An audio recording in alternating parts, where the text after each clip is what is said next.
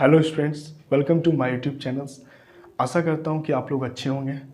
आइए हम इस क्लास में बेसिक ज्योमेट्री के बारे में सीखते हैं। बेसिक ज्योमेट्री का मतलब ये होता है कि आज हम इस वीडियो में एंगल्स और लाइंस के बारे में जानेंगे। एंगल्स क्या होता है और एंगल्स के टाइप्स कितने हैं, और एंगल्स और लाइन क्या होता है और लाइन के कितने टाइप्स हैं उसको हम लोग जानेंगे। जैसे लाइन क्या होता है, पॉइंट्स क्या होता है, रे क्या होता है, लाइन सेगमेंट क्या होता है, कोलिनियर पॉइंट क्या होता है, कंकरेंट लाइन क्या होता है। उसके बाद हम लोग एंगल्स के बारे में जानेंगे। एंगल्स कितने टाइप्स के होते हैं, पहले एक्यूट एंगल्स क्या होता है, ऑब्ट्यूस एंगल क्या होता है ना। उसके बाद कंप्लीट एंगल्स क्या होता है, कम्प्लीमेंट्री एंगल्स क्या होता है, सप्लीमेंट्री एंगल्स क्या होता है, कम्प्लीमेंट्री और सप्लीमेंट्री में क्या डिफरेंस होता है। इन चीज़ों के बारे में हम लोग जानेंगे बहुत ही बेसिक तरीके से। अगर जिसको बेसिक ज्योमेट्री नहीं आता है तो प्लीज़ इस वीडियो को पूरे अंत तक देखिए। आपको बेसिक ज्योमेट्री में 100% श्योर है कि आपको आना स्टार्ट हो जाएगा। फिर हम बेसिक ज्योमेट्री से सी बोर्ड हो, चाहे आईसीएसई बोर्ड हो, चाहे वो आप हिंदी बोर्ड पढ़ने के वाले बच्चे हो, तो भी आप इस वीडियो को देखेंगे तो आपको अच्छी तरीके से समझ में आ जाएगा। मैं चीज़ों को इंग्लिश में लिखूंगा लेकिन जो भी एक्सप्लेन करूंगा वो सारा चीज़ें हिंदी में होगा। तो प्लीज़ मैं आपको रिक्वेस्ट करूंगा बच्चों, है ना, प्लीज़ इसको पूरा देखिएगा और अच्छे से देखिएगा, है ना। पहले मैं बात करूंगा, पहला जो पॉइंट्स होता है वो होता है पॉइंट्स। पॉइंट्स क्या होता है, जनरली सबको पता है कि पॉइंट्स मतलब ये होता है।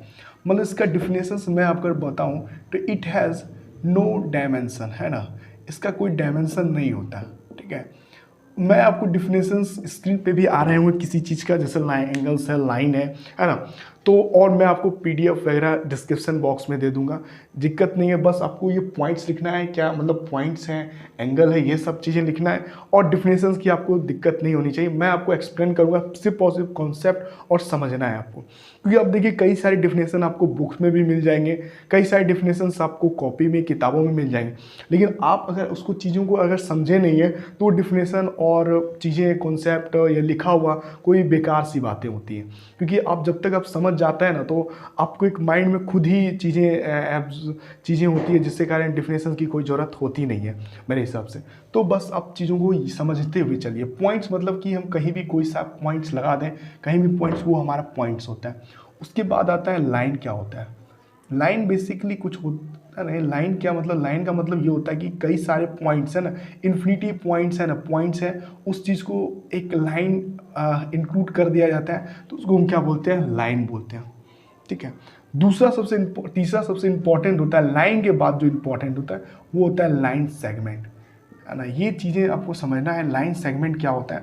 लाइन सेगमेंट का मतलब होता है दो इंड पॉइंट्स, है ना, एक फर्स्ट इंड पॉइंट, दो इंड पॉइंट्स के बीच का जो डिस्टेंस होता है उसको क्या बोलते हैं, लाइन सेगमेंट बोलते हैं, ठीक है। लाइन सेगमेंट का मतलब कि एक लाइन है और यहाँ पर एक दो पॉइंट्स है, यानी कि ए पॉइंट्स है और दूसरा पॉइंट्स है आपका बी। तो इन दोनों के बीच का जो डिस्टेंस है उसको हम लोग क्या बोलते हैं, लाइन सेगमेंट बोलते हैं, ठीक है।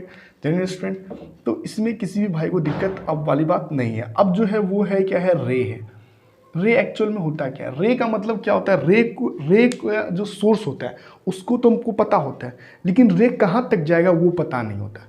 मतलब ये कि जैसे कि हम लोग एक सन की बात करते हैं कि सन से तो सोर्स आई, लेकिन उसका जो लाइट है, रे, वो पता नहीं चलता, वो इन्फिनिटी जाता है। मतलब हमको सोर्स तो पता है लेकिन हमको इन्फिनिटी नहीं पता है कि कहाँ तक वो जा सकता है। उसको हम डेट इज कॉल कहते हैं रे।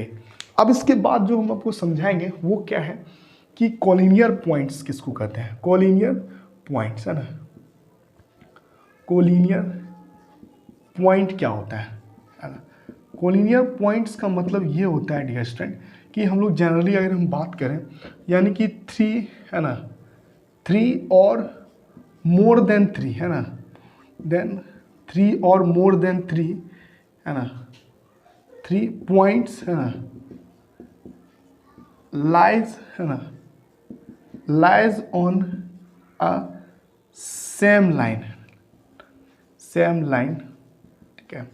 कुछ चीज़ें होंगी जो डिफिनेशन में प्रॉब्लम, मतलब जो जैसे कि एक लाइन है ना, और कोलिनियर पॉइंट्स ये होता है कि एक लाइन पर तीन पॉइंट या तीन से अधिक पॉइंट्स अगर लाइज करता है उसको हम लोग क्या बोलते हैं, कोलिनियर पॉइंट्स, है ना। कोलिनियर पॉइंट्स उसको बोलते हैं, यानी कि तीन तीन और तीन से अधिक कोई पॉइंट्स लाई करता है सेम लाइन पर, उसको हम लोग क्या बोलते हैं, कोलिनियर पॉइंट्स।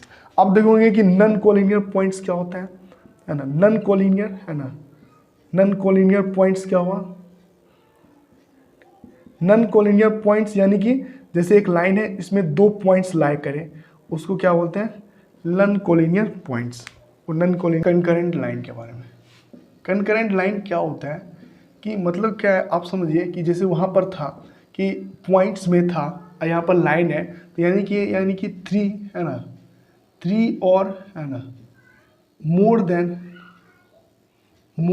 है ना लाइन्स है ना, मोर देन लाइन बोल सकते हैं, लाइन्स है ना, lies on a same point है ना, सेम पॉइंट पे आप बोल सकते हैं, मतलब कि थोड़ी हो सकती है ना, मतलब कि जैसे कि एक लाइन, एक ये लाइन है, ठीक है, ये ए मान के चलिए बी है ना, और इंटरसेक्ट जिसको कहते हैं है ना, ये इसको सी और डी मान के चलिए, और ये है ना, सॉरी, और ये मान के चलिए ई, और ये है एफ, यानी कि ये देखिए सेम पॉइंट पे लाइज कर रहा है, ए बी है ना, सी डी ई एफ, यानी सेम पॉइंट्स पे लाइज कर रहा है, यानी उसको क्या बोलेंगे? करंट लाइन बोलेंगे, ठीक है। यानी 3 और मोर देन लाइन, 3 और मोर देन 3 लाइन्स है ना, मोर देन 3 है ना, 3 है ना, 3 और मोर देन 3 है ना, मोर देन है ना, यहाँ पर लिख देना मोर देन है ना, more than 3 lines lies on a same plane, उसको क्या बोलेंगे? करंट लाइन बोलेंगे, ठीक है। अब लोग इसके बाद हम लोग चलते हैं एंगल्स पे, ठीक है। ये है लाइन हो गया आपका है ना। अब उसके बाद हम लोग चलते हैं एंगल पे। पहला है acute angle. Acute angle, acute angle का मतलब क्या हुआ? यानी कि एक्यूट एंगल थीटा है ना, जो थीटा हम लोग मेन एक्चुअल में क्या है, ये एंगल है, ठीक है। थीटा जो होना चाहिए यहाँ पर है ना, 0 डिग्री से थीटा क्या होना चाहिए? बड़ा होना चाहिए, और लेस कितना होना चाहिए? 90 डिग्री से। उसी चीज़ उसको हम क्या बोलेंगे? Acute angle. एक्यूट एंगल का मतलब कि ये जितना इस तरह का है ना फिगर आउट है, ये क्या होता है? ये एक्यूट एंगल होता है।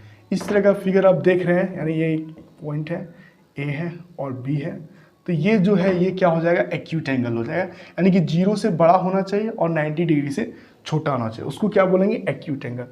दूसरा आप पढ़े होंगे ना, दूसरा आप जानते हो ऑब्ट्यूस एंगल। ऑब्ट्यूस एंगल, ठीक है। ऑब्ट्यूस एंगल का मतलब क्या होता है कि यानी कि जो 90 डिग्री से क्या होना चाहिए? बड़ा होना चाहिए, और 180 डिग्री से क्या होना चाहिए? छोटा होना चाहिए, उसको क्या बोलेंगे? Obtuse angle. ऑब्ट्यूस एंगल का मतलब ये होता है कि जैसे ये लाइन है ना, 90 डिग्री से क्या होना चाहिए? बड़ा होना चाहिए। सपोज कि ये है 120 डिग्री बना दिए, ये कुछ भी है ना, तो ये जो होगा है ना, ये ए है, ये ओ और ये बी, तो उसको हम लोग क्या बोलेंगे? ऑब्ट्यूस एंगल, ठीक है। अब हम आपको समझाते हैं एक्यूट एंगल, ऑब्ट्यूस एंगल है ना, और दूसरा जान लीजिए है ना कि दूसरा भी अगर हम बात करें, तीसरा का वो होता है राइट एंगल्स है ना। बस आपको पीडीएफ है ना डिस्क्रिप्शन में बस समझना है आपको, और पीडीएफ आपको क्या हो जाएगा? मिल जाएगा आपको डिस्क्रिप्शन बॉक्स में, ठीक है। पीडीएफ का टेंशन मत कीजिए, आप बस समझते जाइए और बस नोट डाउन कीजिए, मतलब पॉइंट्स को है ना। पॉइंट मतलब जो हम चीज़ें बेसिकली बता रहे हैं आपको, जैसे कि आप राइट एंगल्स के बारे में है ना जान सकते हैं। राइट एंगल्स, राइट एंगल्स क्या होता है? एंगल यानी कि वो क्या होना चाहिए? थीटा इक्वल टू होना चाहिए 90 डिग्री के बराबर, उसको क्या बोलेंगे? Right angle. यानी कि राइट एंगल्स ये होता है, ठीक है। यानी उसका थीटा का वैल्यू क्या होना चाहिए?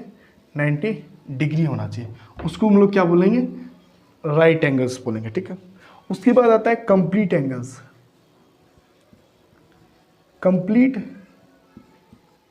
एंगल, कंप्लीट एंगल का मतलब ये होता है कि कंप्लीट एंगल का मतलब ये हुआ कि है ना पूरा कंप्लीट एंगल हो, यानी कि यहाँ से लेके यहाँ तक, उसको हम क्या बोलेंगे? Complete angle. यानी कि वो 360 डिग्री होना चाहिए, उसको क्या बोलेंगे?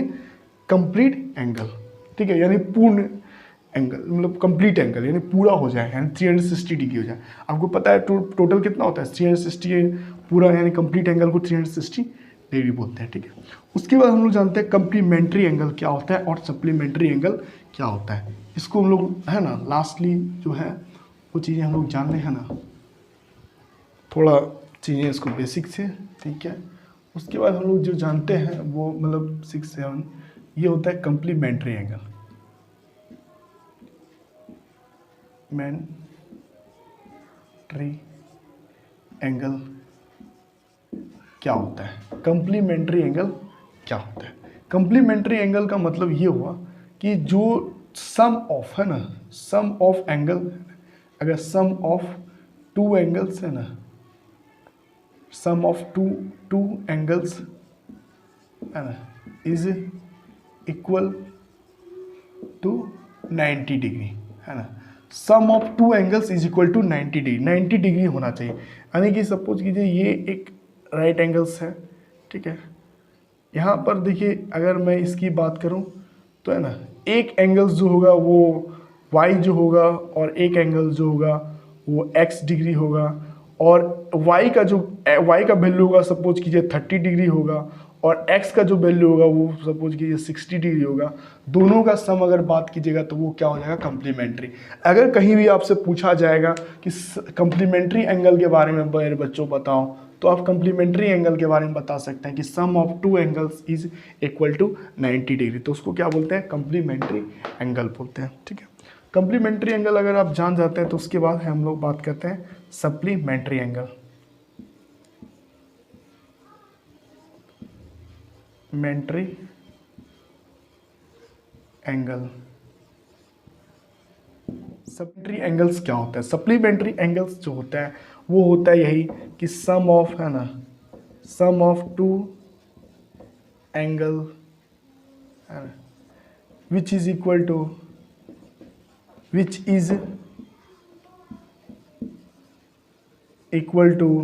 है ना 180 डिग्री, उसको क्या बोलते हैं? Supplementary angle. ये जो है ये लाइन है ना, ये लाइन अगर मैं बात करूँ, ये लाइन वो टोटल क्या है? 180 डिग्री का, मतलब ये पूरा लाइन क्या है? 180 डिग्री का।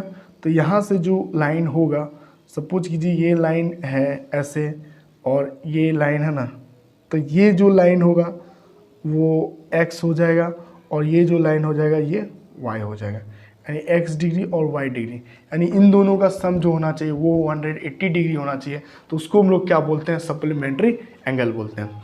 तो माय डियर स्टूडेंट्स कि हम लोग इतना सारी चीज़ें जाने, और सप्लीमेंट्री एंगल और कम्प्लीमेंट्री एंगल में डिफरेंस क्या है कि सप्लीमेंट्री एंगल्स होता है sum of two angles is equal to 90 degree, और सप्लीमेंट्री एंगल होता है sum of two angles which is equal to 180 degree. इन दोनों में यही डिफरेंस है। तो माय डियर स्टूडेंट्स कि अगर आपको कहीं भी कोई चीज़ें या बेसिक ज्योमेट्री से अगर कोई चीज़ें पूछा जाए तो आप ऐसा ही चीज़ें बताइएगा। तो मैं आशा करूँगा, उम्मीद करूँगा कि आपको ये चीज़ें समझ में आया होगा। अगर समझ में आया होगा तो मेरा ये होप होगा कि मैं आपको जो बेसिक ज्योमेट्री का पार्ट 2 बनाऊँ। तो प्लीज़ यार है ना कि आप इस चीज़ को अपने फ्रेंड्स को, जो भी आपके छोटे बच्चे मतलब भाई हैं है ना, कलीग हैं, तो वो लोग इस चीज़ को, वीडियो को शेयर कीजिए, अपने भाइयों को दीजिए है ना, दिखाइए उसको बेसिक ज्योमेट्री के बारे में, उनको पता चले।